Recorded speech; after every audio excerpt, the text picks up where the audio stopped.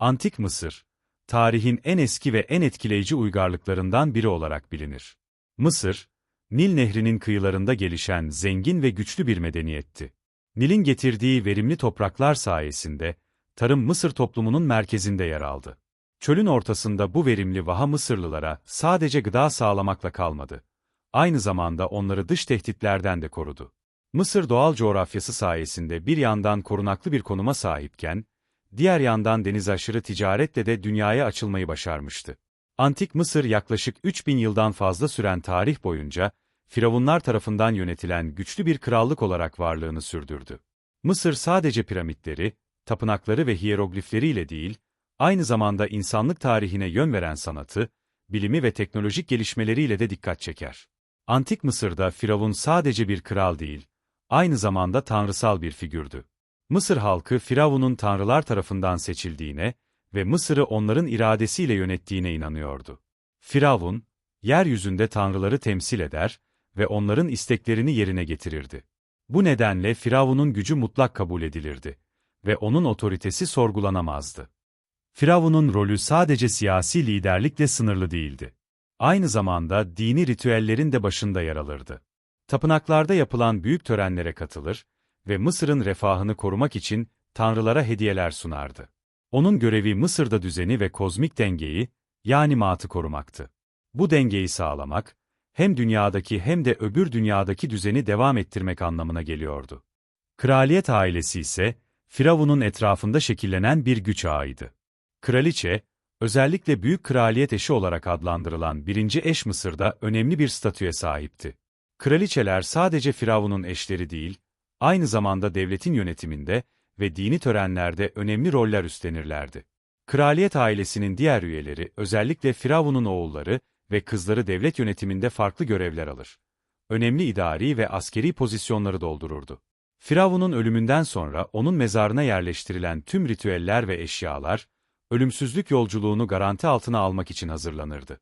Bu nedenle Mısır'ın piramitleri ve mezar odaları, Firavun'un ölüm sonrası yaşamını sürdürmesi için gereken tüm detayları içerirdi. Firavun hem yaşamında hem de ölümünde ilahi bir statüye sahip olan nadir liderlerdendi. Antik Mısır'da rahipler de toplumun en güçlü sınıflarından biriydi. Firavundan sonra dinin günlük yaşam üzerindeki etkisi nedeniyle rahipler büyük bir nüfuza sahiptiler. Tanrılarla insanlar arasında aracı olarak görülen rahipler, tapınaklardaki ibadetleri yönetir ve Mısır'ın dini sistemini kontrol ederdi. Her tapınakta bir baş rahip bulunur ve bu rahip hem dini hem de ekonomik işlerden sorumluydu. Tapınaklar sadece ibadet yerleri değil, aynı zamanda zenginliklerin depolandığı ve yönetildiği yerlerdi. Dolayısıyla rahipler tarım ürünlerinin ve gelirlerin yönetiminde de önemli roller oynardı. Rahiplerin en önemli görevlerinden biri tanrı heykellerine bakım yapmak ve onları onurlandırmaktı. Mısırlılar, tanrıların heykellerde vücut bulduğuna inanırdı. Bu nedenle rahipler her sabah tapınaktaki tanrı heykelini uyandırır, onu yıkar ve güzel giysiler giydirirdi. Ayrıca tanrılara adaklar sunar ve onların gönlünü hoş tutmaya çalışırlardı. Memurlar ise Antik Mısır'ın idari yapısının bel kemiğiydi. Devlet işleri, tarım, ticaret ve hukuk gibi birçok alanda sorumluluk taşıyan memurlar, Mısır toplumunun işleyişinde kilit rol oynuyordu.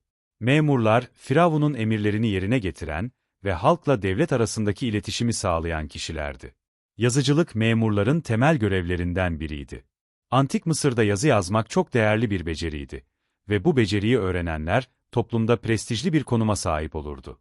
Memurların görevleri arasında vergi toplamak, halkın ihtiyaçlarını karşılamak, kanunları uygulamak ve devletin kaynaklarını denetlemek vardı.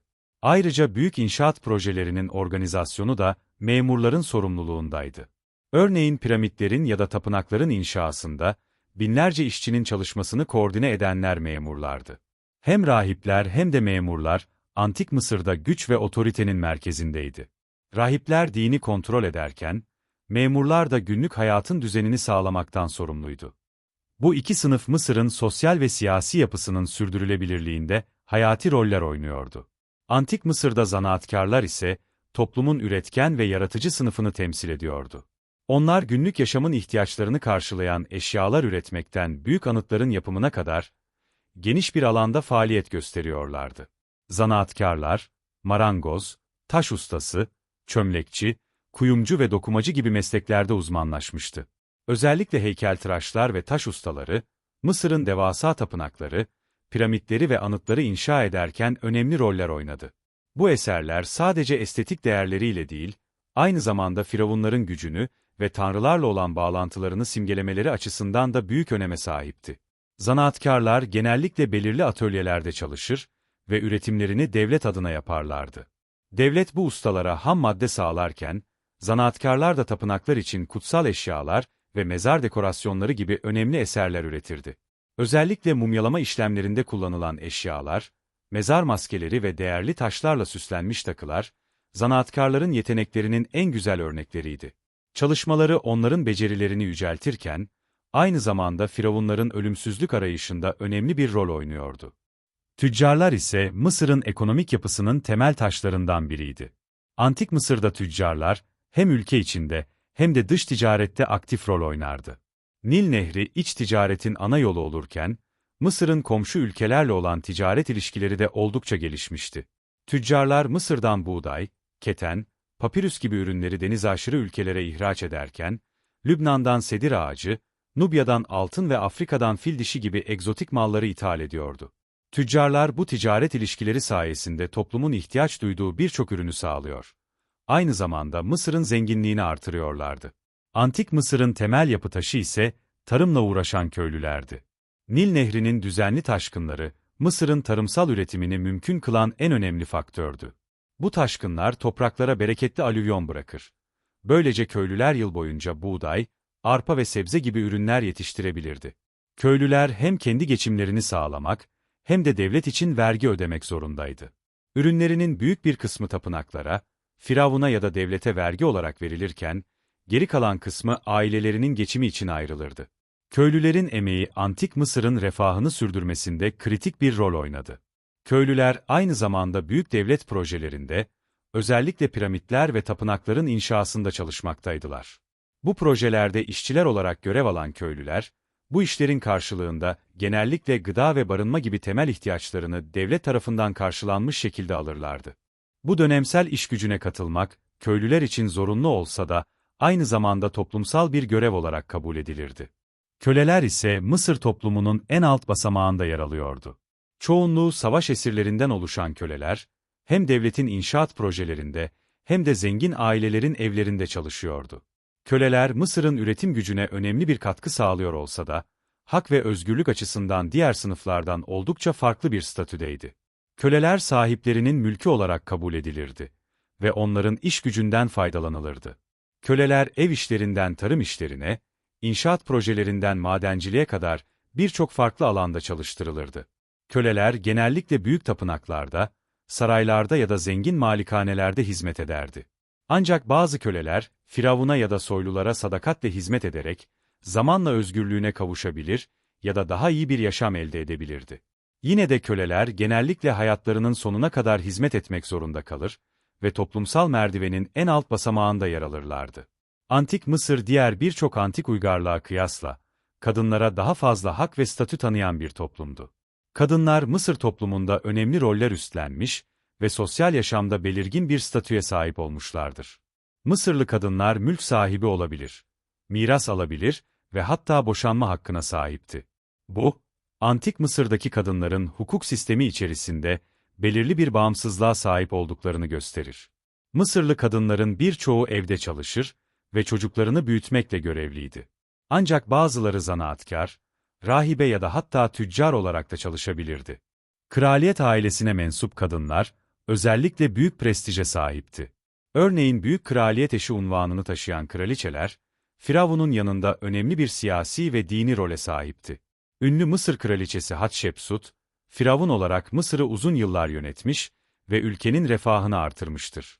Kraliçe Nefertiti ise sadece Firavun Akhenaton'un eşi olarak değil, aynı zamanda ülkenin yönetiminde de etkili bir rol oynamıştır.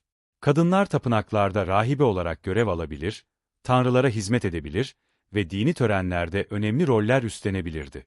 Özellikle Isis kültü gibi tanrıçalara adanan tapınaklarda, kadın rahipler büyük bir saygı görürdü. Kadınların toplumda bu kadar önemli bir yere sahip olmasının temelinde, Antik Mısır'da cinsiyetler arasında kozmik bir denge ve harmoni anlayışının bulunması yatıyordu. Bu denge Mısır'ın genel dini ve toplumsal yapısında kadınlara hem manevi hem de sosyal alanda önemli roller vermişti.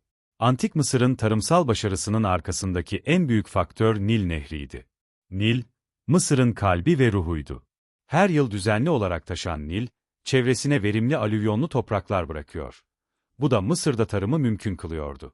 Nil'in suyu ve taşkınları olmasaydı, Mısır'ın çöl ortamında yaşam ve tarım sürdürülemezdi. Mısır'daki tarımsal döngü Nil'in taşma zamanlarına göre düzenlenmişti. Nehir taşkınları sona erdiğinde Mısırlılar toprağı ekim için hazırlardı. Bu dönemde köylüler Nil'in getirdiği bereketli toprakları kullanarak tahıl, arpa, sebze ve meyve gibi ürünler yetiştirirdi. Özellikle buğday ve arpa, Mısır'ın temel gıda maddeleriydi ve halkın beslenmesinde büyük rol oynardı. Mısırlılar ayrıca papirüs bitkisini de yetiştirir ve bu bitkiden hem yazı malzemesi hem de tekneler için ham madde elde ederlerdi. Tarım Mısır ekonomisinin bel kemiğiydi. Çiftçiler tarafından yetiştirilen mahsuller sadece iç tüketim için değil, aynı zamanda dış ticarette de kullanılıyordu. Nil Nehri sayesinde Mısır sadece kendine yeten bir ülke olmakla kalmadı. Aynı zamanda çevre ülkelerle ticaret yaparak ekonomik refahını artırdı. Ticaretin yanı sıra, devletin gelirinin büyük bir kısmı, tarımdan alınan vergilerle sağlanıyordu. Köylüler mahsullerinin bir kısmını devlete vergi olarak öder. Bu da Mısır'ın devasa inşaat projelerini ve ordusunu finanse etmekte kullanılırdı. Nil'in taşıdığı bu önem sadece tarımla sınırlı değildi. Mısırlılar nehrin etrafında gelişen ticaret yollarını kullanarak, hem iç hem de dış ticaret yapar ve bu sayede diğer kültürlerle olan bağlarını güçlendirirlerdi. Ayrıca Nil Nehri kutsal kabul edilirdi. Mısır'ın tanrıları arasında Nil'e atfedilen Hapi gibi tanrılar, nehrin yaşam verici gücünü simgeliyordu. Antik Mısır'da hayvancılıkta tarım kadar önemli bir geçim kaynağıydı. Mısırlılar büyükbaş ve küçükbaş hayvanlar beslerdi ve bu hayvanlar hem tarımda hem de günlük yaşamda büyük rol oynardı. Özellikle sığır, koyun, keçi ve domuz gibi hayvanlar, et, süt, deri ve yün gibi birçok temel ihtiyaçları karşılamada kullanılırdı. Sığırlar tarım alanlarında toprağı sürmek için de kullanılırdı. Bu yüzden Mısır tarımında büyük öneme sahiptiler. Ayrıca öküzler tapınaklara kurban edilmek üzere de beslenirdi. Antik Mısır'daki kurban törenleri, dini ritüellerin önemli bir parçasıydı ve bu ritüellerde sunulan hayvanlar, tanrıların hoşnut edilmesi için kullanılırdı. Mısırlılar aynı zamanda kümes hayvanları yetiştirirdi. Özellikle kaz, ördek ve güvercinler, et kaynağı olarak sıkça tüketilirdi. Bu hayvanlar, hem Firavun'un sarayında, hem de zengin ailelerin sofralarında, lüks bir gıda olarak kabul edilirdi. Ayrıca Mısırlılar yük taşımak için eşek ve deve gibi hayvanları kullanırlardı. Bu hayvanlar ticaret kervanlarında ve tarım işlerinde hayati bir rol oynardı. Avcılık ise Antik Mısır'da daha çok eğlence ve prestij amaçlı yapılan bir faaliyet olarak kabul edilirdi. Özellikle firavunlar ve soylular, Nil Nehri kıyısında ya da bataklık alanlarda büyük av partileri düzenlerdi. Avlanma sosyal statünün bir göstergesiydi ve birçok mezar duvarı av sahneleriyle süslenirdi. Bu sahnelerde soyluların ok ve mızraklarla timsah, su aygırı, ceylan ve kuş gibi hayvanları avladıkları betimlenirdi. Ayrıca firavunların avcılıkta gösterdikleri beceri, güç ve yeteneklerini simgeleyen bir unsur olarak öne çıkardı. Avcılık sadece prestijli bir etkinlik değil, aynı zamanda Antik Mısır mutfağını zenginleştiren bir kaynak olarak da önemliydi. Çeşitli vahşi hayvanlar, soyluların sofralarında yer alır ya da tapınaklardaki dini ritüellerde tanrılara sunulurdu. Nil Nehri, Mısırlıların sadece tarımda değil, balıkçılıkta da başlıca geçim kaynağıydı. Nehirde yaşayan bol miktarda balık türü Mısır halkının beslenmesinde önemli bir yer tutardı. Özellikle tilapya, yayın balığı ve yılan balığı gibi türler, Mısırlıların avladığı en yaygın balıklar arasındaydı. Balıkçılar nehrin bereketinden faydalanarak yıl boyunca bol miktarda balık avlarlardı. Balıklar taze olarak tüketilebileceği gibi, kurutularak veya tuzlanarak uzun süreli saklama yöntemleriyle de halkın sofrasına ulaşırdı. Ordunun yapısı belirli hiyerarşik düzene sahipti. Ordunun en üst kademesinde savaşların yönetiminden sorumlu olan Firavun bulunuyordu. Mısır ordusu, piyadeler, arabalılar ve okçular olmak üzere 3 ana sınıfa ayrılırdı.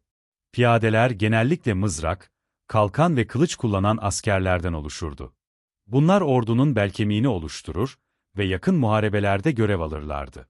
Piyadeler hem Mısır'ın kendi içindeki savaşlarda hem de yabancı düşmanlarla yapılan çarpışmalarda önemli bir rol oynarlardı.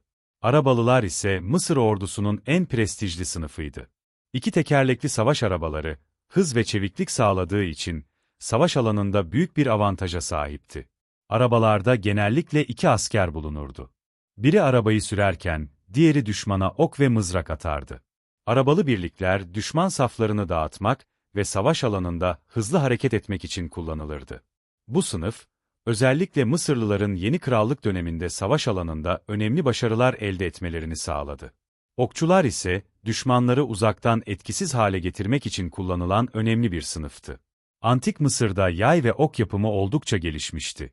Okçular savaşın erken aşamalarında düşman birliklerini zayıflatmak ve ordunun ilerleyişini kolaylaştırmak amacıyla kritik bir rol oynardı. Mısır ordusunun özellikle yabancı işgallere karşı savunma stratejisinde okçuların önemli bir yeri vardı. Ordu sadece profesyonel askerlerden değil, aynı zamanda köylülerden ve zanaatkarlar gibi sivil halktan toplanan askerlerden de oluşurdu. Nil Nehri'nin taşkın dönemlerinde tarım yapılamadığı zamanlarda, köylüler orduya katılır ve savaşa giderdi. Bu köylü askerler, özellikle ordunun sayısal gücünü artırmak için kullanılırdı. Daha iyi eğitimli ve donanımlı profesyonel askerler ise, sürekli olarak orduda görev yaparlardı.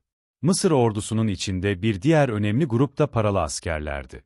Özellikle Nubya ve Libya gibi komşu bölgelerden gelen paralı askerler Mısır ordusunda önemli yer tutardı. Bu askerler Mısır'ın sınırlarını korumak ve dış seferlerde görev almak üzere istihdam edilirdi. Paralı askerler ordunun disiplinli ve yetenekli bir parçası olarak kabul edilir ve Mısır'ın zaferlerine büyük katkılar sağlardı. Ordunun lojistik desteği ve organizasyonu da oldukça gelişmişti. Ordunun seferlere çıktığı zamanlarda, askerlerin ihtiyaçlarını karşılamak için geniş bir tedarik zinciri oluşturulurdu. Yiyecek, su ve silahların taşınması, savaşçıların uzun süreli çatışmalarda hayatta kalmasını sağlardı. Firavun'un ordusu sadece savaş alanında değil, aynı zamanda arka planda büyük bir lojistik destekle donatılırdı. Mısır ordusu stratejik seferler düzenleyerek hem Mısır'ın güvenliğini sağlamış, hem de dış ülkeleri fethederek zenginlik elde etmiştir. Özellikle Nubya, Libya ve Levant gibi bölgelerdeki fetihler, Mısır'ın hem sınırlarını genişletmesine hem de ekonomik olarak büyümesine katkıda bulunmuştur. Fetihlerle elde edilen ganimetler, Mısır'ın hazinelerine eklenmiş ve Firavun'un prestijini artırmıştır. Ayrıca fethedilen bölgelerden gelen mallar ve köleler, Mısır ekonomisini daha da güçlendirmiştir. Mısır ordusunun başarısı sadece askeri güçle değil, aynı zamanda taktiksel zeka ve Firavun'un karizmasıyla da bağlantılıydı. Ordunun hiyerarşik yapısı, stratejik planlama ve çeşitli asker sınıflarının uyumlu çalışması, Mısır'ın güçlü ve dayanıklı bir orduya sahip olmasını sağlamıştır. Antik Mısır'da beslenme tarıma ve Nil Nehri'nin sunduğu bolluğa dayanıyordu. Mısırlıların günlük yemek alışkanlıkları sosyal sınıfa göre değişmekle birlikte, herkesin diyetinde ekmek, sebze ve balık gibi temel gıdalar bulunurdu. Köylüler ve alt sınıftan insanlar, daha basit yiyeceklerle beslenirdi. Temel gıdalar arpa, buğday, fasulye ve mercimek gibi ürünlerdi. Bu yiyecekler çoğunlukla basit yöntemlerle hazırlanırdı. En yaygın yemeklerden biri ekmekle birlikte yenen sebzeli yahnilerdir. Sarımsak, soğan, marul ve salatalık günlük yemeklerin olmazsa olmazlarıydı. Ayrıca Nil Nehri, Mısırlıların balık ihtiyacını karşılayan önemli bir kaynaktı. Balıklar tuzlanarak ya da kurutularak saklanır ve yıl boyunca tüketilirdi. Zengin ve soylu kesim ise av hayvanları ve egzotik meyvelerle beslenme ayrıcalığına sahipti. Et, özellikle üst sınıfta daha yaygındı ve koyun, keçi, sığır, domuz gibi hayvanlardan elde edilirdi. Ayrıca soylular tatlı su balıkları ve av kuşlarını sofralarında bulundururlardı. Antik Mısır'da tatlılar da oldukça yaygındı. Bal, hurma ve kuru incirle yapılan tatlılar, zengin sofraların vazgeçilmezleri arasındaydı. Mısır diyetinde süt ürünleri de vardı. Süt, tereyağı ve peynir özellikle zenginlerin sofralarında görülürdü. Yoksul halk ise süt ürünlerine daha az erişim sağlardı. Mısır halkı doğanın sunduğu bu zenginliği verimli bir şekilde kullanarak, çeşitli ve besleyici bir diyet oluşturmuştu. Antik Mısır'da ekmek ve bira diyetin temel gıdalarını oluşturuyordu. Ekmek Mısırlılar için o kadar önemliydi ki, halkın temel yaşam kaynağı olarak kabul edilirdi. Ekmek yapımı hemen hemen her Mısırlı ailenin günlük bir uğraşıydı. Bu ekmekler taş değirmenlerle öğütülen buğday ya da arpa unundan yapılırdı ve genellikle oldukça sert bir dokuya sahip olurdu. Sık sık hamuruna çeşitli baharatlar ve meyveler katılarak tatlandırılırdı. Bira, Mısır halkının en önemli içeceğiydi. Bugünkü anlamıyla bira olmasa da fermente edilmiş arpadan yapılan bu içecek, hem besleyici hem de susuzluğu giderici bir rol oynardı. Özellikle işçi sınıfı bira ile beslendi ve bu içecek işçilere enerji sağlayan önemli bir besin kaynağı oldu. Mısırlılar için bira, suyun kirlenebileceği düşüncesiyle daha güvenli bir içecek olarak kabul edilirdi. Hem soylular hem de halk günlük yemeklerinin yanında bira tüketirdi. Aynı zamanda bira, tanrılara sunulan adaklar arasında da yer alırdı. Ayrıca şarap, özellikle soyluların tarafından içilen bir içecekti. Şarap üzümden yapılırdı ve Mısır'ın zengin topraklarında yetiştirilen üzümlerden üretilen şaraplar üst sınıfın tüketimine sunulurdu. Sıradan halk ise festivallerde şarap yerine bira içerdi. Antik Mısır'da evlerin yapısı iklim koşullarına ve yerel malzemelere göre şekillenmişti.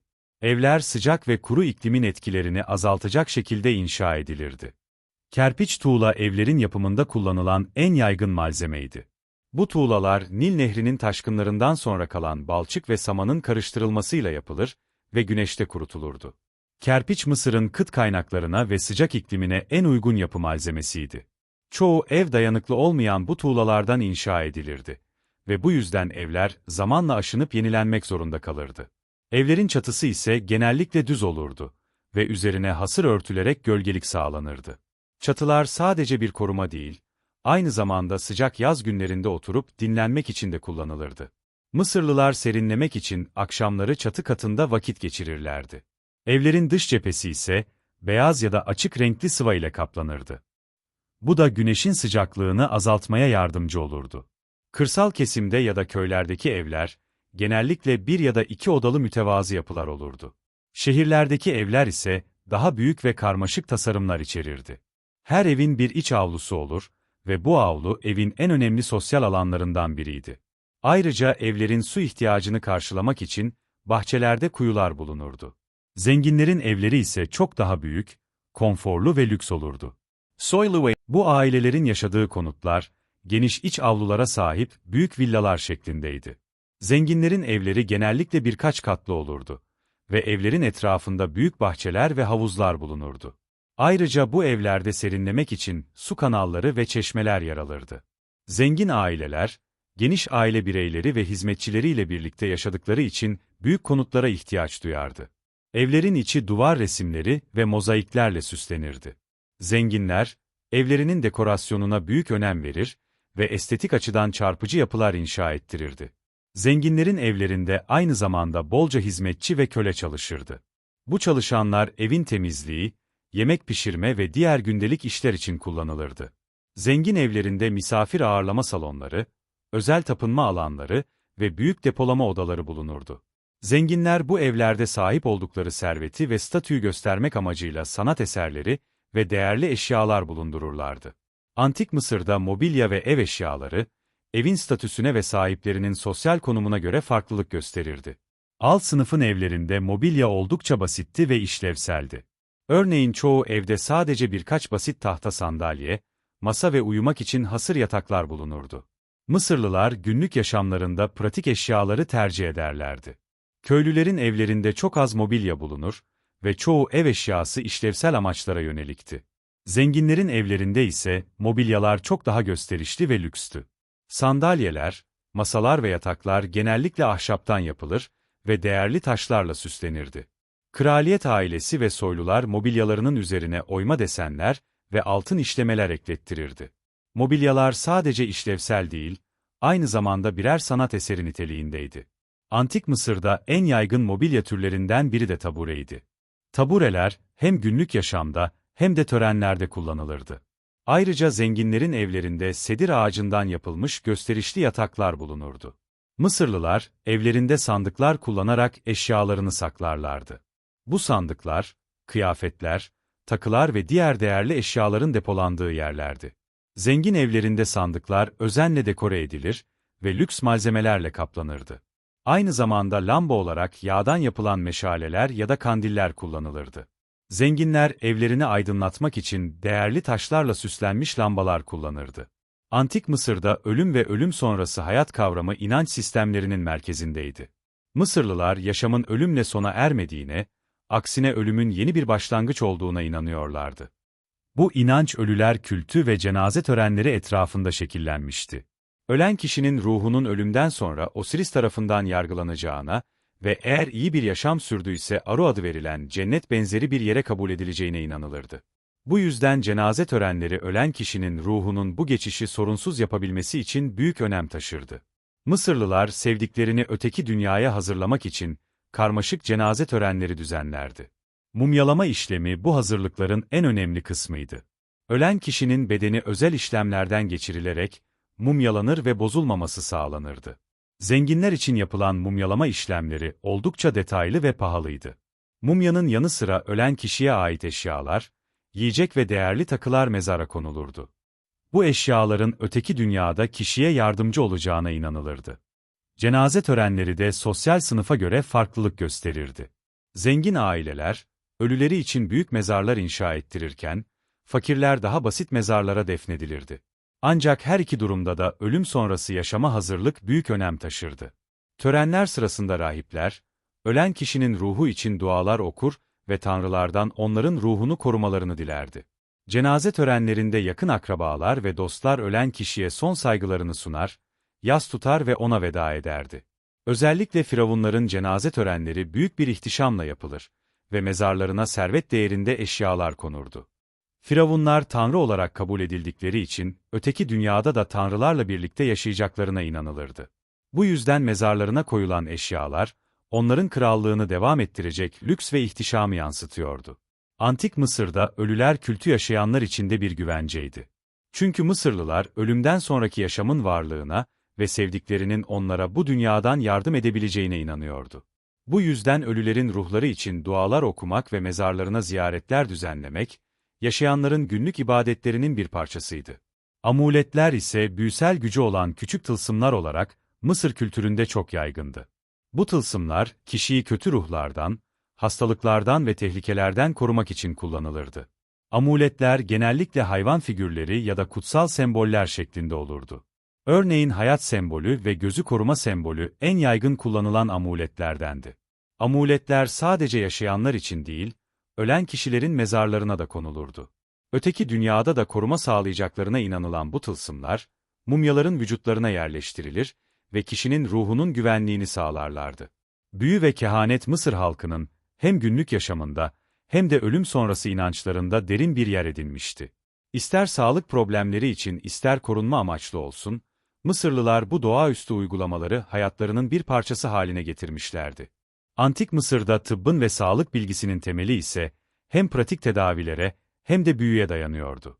Mısırlılar, hastalıkları doğal ve doğaüstü nedenlerle açıklardı. Hastalıkların bir kısmı tanrıların ya da kötü ruhların bir cezası olarak görülürken, diğer kısmı ise çevresel faktörlere bağlanırdı. Bu nedenle Mısır tıbbı hem bilimsel yaklaşımlar hem de büyüsel uygulamalarla hastaları tedavi etmeye çalışırdı. Mısırlı doktorlar, insan vücudu hakkında oldukça gelişmiş bilgilere sahipti. Anatomi ve cerrahi bilgileri mumyalama işlemi sayesinde oldukça ilerlemişti. Vücudun iç organları, kemikler ve kaslar hakkında edindikleri bu bilgiler tedavi yöntemlerinde de kullanılmaktaydı. Ayrıca Mısırlılar, bitkisel ilaçlar konusunda uzmanlaşmışlardı. Şifalı bitkiler hastalıkların tedavisinde sıklıkla kullanılırdı. Örneğin yara ve enfeksiyonları tedavi etmek için bal ve küflü ekmek kullanılırdı. Bu maddeler doğal antibiyotik özelliklere sahip oldukları için enfeksiyonlarla mücadelede etkili oluyordu. Ayrıca mide rahatsızlıkları, baş ağrıları ve ateş gibi şikayetler için çeşitli bitki karışımları hazırlanırdı. Mısır tıbbının en dikkat çeken yanlarından biri de cerrahi müdahalelerdi. Kırık kemikler, yaralar ve diğer fiziksel travmalar, cerrahlar tarafından başarıyla tedavi edilirdi. Ancak beyin ve kalp gibi organlara yapılan cerrahi müdahaleler sınırlıydı. Çünkü bu organlar kutsal kabul edilirdi. Antik Mısır'da astronomi ve matematikte hem dini hem de günlük yaşamı etkileyen iki önemli bilim dalıydı. Mısırlılar gökyüzünü gözlemleyerek birçok keşifte bulunmuş ve bu bilgileri yaşamlarına entegre etmişlerdir. Astronomi, özellikle Nil Nehri'nin taşma zamanlarını tahmin etmek için kullanılıyordu. Nil'in taşması tarım için hayati bir olay olduğundan, Mısırlılar bu taşkınları takip etmek için Sirius yıldızının doğuşunu gözlemlemişlerdi. Sirius'un yaz aylarında güneş doğmadan hemen önce görünmesi, Nil Nehri'nin taşmasının habercisi olarak kabul edilirdi. Bu nedenle astronomi, tarımsal takvimi düzenlemek ve ekim zamanlarını belirlemek için hayati bir öneme sahipti. Mısırlı astronomla, takvim geliştirme konusunda da oldukça ileri gitmişlerdi. Mısırlılar bir yılı 12 aya bölen ve her ayı 30 günden oluşan bir takvim geliştirdiler. Böylece bir yıl 360 gün olarak kabul edildi. Ancak fazladan 5 gün ekleyerek yıllık döngüleri düzenlediler. Matematik ise, piramitlerin ve diğer büyük yapıların inşasında hayati bir rol oynadı. Mısırlılar geometri ve aritmetik alanlarında büyük ilerlemeler kaydettiler. Piramitlerin inşası sırasında kullanılan karmaşık hesaplamalar, Mısır'ın matematiksel bilgi birikimini gözler önüne seriyor. Dik açılar, üçgenler ve hacim hesaplamaları özellikle piramitlerin kusursuz yapısında kendini gösteriyor. Mısırlılar ayrıca alan hesaplama konusunda da yetenekliydiler. Bu bilgi özellikle tarımsal arazilerin ölçülmesinde ve sulama sistemlerinin planlanmasında büyük bir önem taşıyordu. Antik Mısır'ın yaşam tarzı hem pratik hem de manevi unsurlarla doluydu. Bilimsel ilerlemelerle dini inançlar iç içe geçmiş ve bu iki dünya Mısırlıların sosyal ve kültürel hayatına yön vermişti. Tüm bu yönleriyle Antik Mısır, tarih boyunca büyüleyici bir uygarlık olarak dikkat çekmeye devam ediyor. Antik Mısır'ın büyüleyici dünyasını ve bu medeniyetin günlük yaşamına dair ilginç detayları birlikte keşfettik. Gördüğümüz gibi Mısır halkı, kültürleri, bilimleri, sanatı ve dini inançlarıyla tarihte silinmez izler bıraktı. Hem sıradan halkın hem de kraliyet ailesinin yaşamı Nil Nehri'nin bereketiyle şekillenen bu kadim topraklarda her zaman ilham verici olmuştur. Eğer merak ettiğiniz başka konular varsa paylaşmaktan çekinmeyin. Bu kadim uygarlık hakkında daha fazla bilgi edinmek ve tarihin derinliklerine birlikte yolculuk yapmak için bir sonraki buluşmamızda tekrar görüşmek üzere.